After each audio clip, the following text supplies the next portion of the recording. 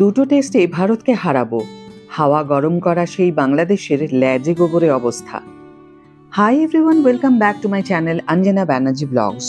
বন্ধুরা, তোমাদের সকলকে আমার চ্যানেলে স্বাগত জানাই। চাপে থেকেই চেন্নাই টেস্টের তৃতীয় দিন শেষ করেছে বাংলাদেশ। 515 রানের লক্ষ্য তাদের সামনে, এখনও বাকি 357 রান। আর ভারতের জয়ের জন্য চাই 6 উইকেট। বাংলাদেশ 4 উইকেট হারিয়ে তুলেছে 158 রান। একজনের 128 বলে 109 রানের ইনিংস, আরেকজন 176 বলে করেন 119 রান, আর তাতেই কুপোকাত বাংলাদেশ। চেন্নাই টেস্ট 4 জনের, আর অশ্বিন, ঋষভ পন্থ, শুভমান গিল ও জসপ্রীত বুমরাহ। টেস্টের তৃতীয় দিনে 109 রানের ঝকঝকে ইনিংস খেলে কামব্যাকের দামামা বাজিয়ে রাখলেন পন্থ, আর ভারতীয় ক্রিকেটের প্রিন্স 119 রানের ইনিংসে জবাব দিলেন যাবতীয় সমালোচনার। লেটস সি কাল কি হয়। আজকের মতো এখানেই ভিডিও শেষ করছি।